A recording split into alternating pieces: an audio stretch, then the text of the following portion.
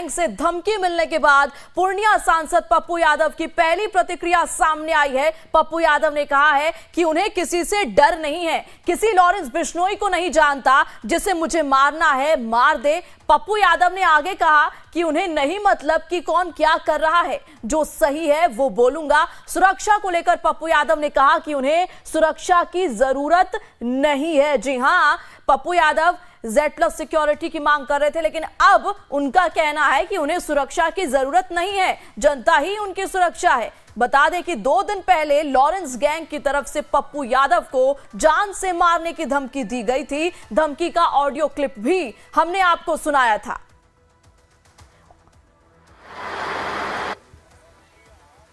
सदन और सदन के बाहर यदि मैं कोई बात बोलता हूं तो एक जिम्मेदारी का एहसास है। मुझे पता है कि इस देश के नागरिक को सर्वोच्च रखना है, संविधान सबसे ऊपर रहेगा। मुझे पता है कि लोकतंत्र को नहीं मरने देना है, व्यक्ति ऊपर नहीं हो सकता है। भाई, देश के संविधान, लोकतंत्र और कानून और देश से ऊपर PM नहीं ना है, CM नहीं ना है, पप्पू नहीं ना है।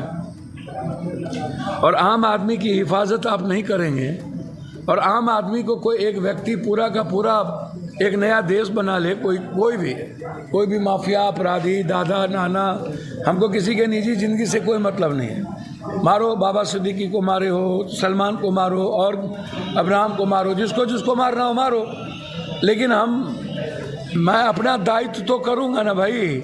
सरकार को मैं जगाऊंगा ना कि ये गलत है। किससे किसकी निजी दुश्मनी है, पप्पू यादव को कोई लेना देना। पहले भी लोगों ने सबको मारा है, पहले भी बिहार में घटना घटित होती रहती है। फिर छोड़िए मेरे धमकी से क्या, हमको तो बच्चे से धमकी मिलता रहता है। मेरी किसी से निजी जिंदगी, निजी दुश्मनी नहीं है, ना मैं किसी के निजी जिंदगी में जाना चाहता हूँ। कानून और संविधान बचाने की जिम्मेदारी या किसी नागरिक को बचाने की जिम्मेदारी सरकार की है। सरकार और न्यायालय और विधायपालिका और न्यायपालिका, इससे ऊपर नहीं होना चाहिए। बस मैं इतना जानता हूँ। मैं आम जनता के बीच हूँ, कौन सी सुरक्षा है? कोई आएगा मार देगा, मर जाएंगे, क्या हो जाएगा भैया?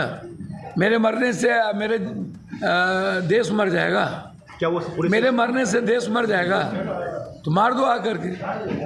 लेकिन मैं जिंदा जब तक हूँ तब तक किसी भी जाति, धर्म, वर्ग के विचारों पर और उसके जीने के तरीके पर हमला होगा तो मैं सच्चाई बोलूँगा। जिसको मारना हो मार दे, मैं जनता के बीच रहता हूँ, मैं सच्चाई बोलूँगा। सुरक्षा के लिए मैंने तो 10 दिन पहले ही DG साहब से बातचीत की, IG विनय और से बातचीत किया, सारे SP को लिख करके दिया। क्या सुरक्षा बढ़ाया गया आपका? हम पागल हैं क्या? हम तो वाइड थ्रेट पहले ही था। जब आप सुधीर चौधरी पत्रकार को, कंगना को, रंगना को आप जड़ देते हो। सुरक्षा भी सत्ता और विपक्ष के मानक से होता है क्या? सत्ता, और यदि आप सत्ता के साथ खड़े हो और सत्ता के लिए जीते हो तो सुरक्षा, और यदि आप सच्चाई के लिए जीते हो और सच्चाई की बात करते हो तो नो सुरक्षा। ये तय करना सरकार की जिम्मेदारी। मैंने मुख्यमंत्री जी से भी कई बार समय मांगा, तो मुख्यमंत्री जी के जो इर्द गिर्द सराउंडिंग लोग हैं, जो माफियाओं के साथ ज़मीन का धंधा कई तरह की करते हैं, वो नहीं चाहते हैं कि मैं मुख्यमंत्री जी से मिल पाऊँ। या मैं चीफ सेक्रेटरी दीपक बाबू से बातचीत की, वो कहते हैं मुख्यमंत्री जी से बात कर लीजिए। तो मुझे जो अमित शाह जी से भी मेरी बातचीत हुई थी, मैंने उन्हें बता दिया था सारी चीज़। तो सुरक्षा की ज़रूरत है या नहीं है, ये सरकार को तय करने दीजिए ना।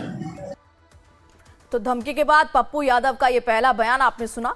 चलिए अब आपको वो ऑडियो क्लिप सुनाते हैं जिसमें लॉरेंस गैंग के गुर्गे ने सांसद पप्पू यादव को धमकी दी थी। नमस्ते जी, कैसे हैं बताइए? मैं PA हूँ साहब का। PA है साहब का? जी पप्पू यादव जी MP साहब के। बताइए ना, बताइए मालिक। हाँ बताइए क्या आदेश है? आदेश तो कुछ नहीं है जी। प्रोसेस इतनी है ये गलत कमेंट या कहीं किसी के खिलाफ बोलना सोच समझ के बोलना चाहिए। भैया किसी के खिलाफ, क्या कह रहे हैं हम? किसी के खिलाफ और किसी के सही चीज के खिलाफ जो बात जो नॉर्मल में जो ट्वीट करते हैं ना, किसी भी घटना को लेके, किसी भी परिस्थिति को लेके वही ट्वीट होता है। कोई किसी व्यक्ति के बारे में, किसी चीजों के बारे में कोई मतलब उन्हें नहीं रहता है। वो ट्वीट जब कोई घटना घटती है तो एज ए पॉलिटिकल ट्वीट होता है, तो पॉलिटिकल ट्वीट वो अपना करते हैं। उसमें कोई भाई साहब से आपकी क्या दुश्मनी है? नहीं कोई दुश्मनी है। ऊपर वाला देखिए, एक बात जानिए, पप्पू कर्मकांड दोनों करते हैं जी, कर्मकांड दोनों करते हैं भैया कर्म करेंगे बाद में। भाई साहब की वो डायलॉग तो सुना होगा, भैया एक बात केस करने में भी आसानी होगी। भैया एक बात समझिए, मैं आपको बता दूं, बहुत क्लियर हूं मैं इस मामले में कि पप्पू यादव जी देश के 7 बार इंडिपेंडेंट एमपी रहे हैं और उससे मतलब मेरी हम पॉलिटिक्स से जुड़े हैं ना, हम जाने मेरी जो हमारे रास्ते में आएगा मेरी बात से उसके साथ जो आज हो रहा है वही होता जाएगा।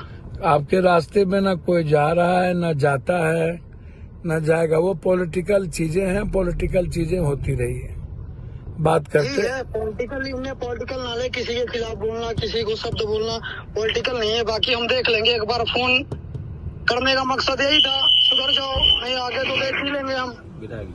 नहीं निश्चित रूप से आप बेफिक्र रहें, आप बेफिक्र। हम फोन नहीं करेंगे ना, हमें डिस्टर्ब करना।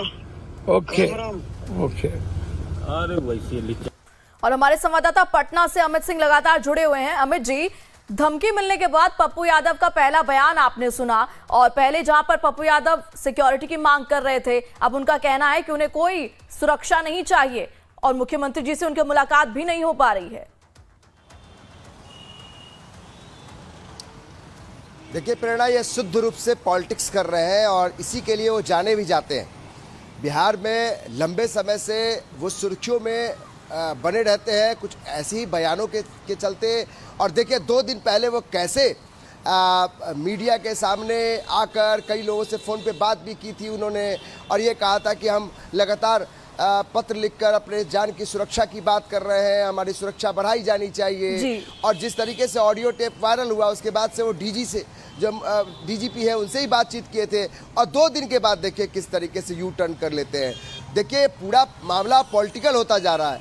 देखिए पप्पू यादव काफ़ी मजे हुए पॉलिटिशियन है, वो समझते हैं अच्छी तरीके से कहाँ पर कैसे अपने आप को मूव करना है, और इस तरीके से वो समझ रहे थे कि अभी जो उनको धमकियां मिल रही थी इसके एवज में जो वो जेट सुरक्षा की मांग कर रहे। देखिए उन्होंने कैसे पत्रकारों के बारे में जिक्र किया, कलाकारों के बारे में जिक्र किया।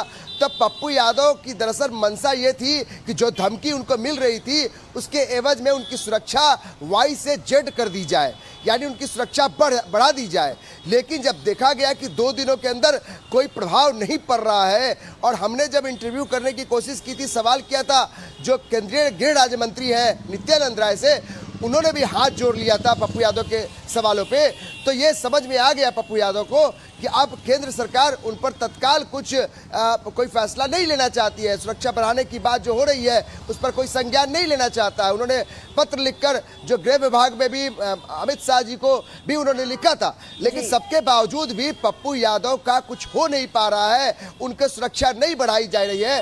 अंततः पप्पू यादव का यह बयान आता है, और प्रेरणा समझिए ये शुद्ध रूप से पॉलिटिक्स कर रहे हैं पप्पू यादव, और इसके लिए वो मजे हुए खिलाड़ी हैं। वो समझते हैं कि कहां पर कैसे वो उनको चौसर रखना है, और इस तरीके से वो खेल अपना बनाना चाहते हैं कि अब वो विपक्षी पार्टियों को एक तरीके से बताने की कोशिश कर रहे हैं कि हमने सुरक्षा मांगी, हमें सुरक्षा नहीं मिल रही। जो लोग सत्ताधारी लोग हैं उनको सुरक्षा आराम से मिल जाती है। सवाल सुरक्षा बढ़ाने की नहीं है प्रेरणा, सवाल यह है कि जिन लोगों ने पप्पू यादव को धमकियां दी है, जो ऑडियो टेप है, उसकी सच्चाई क्या है।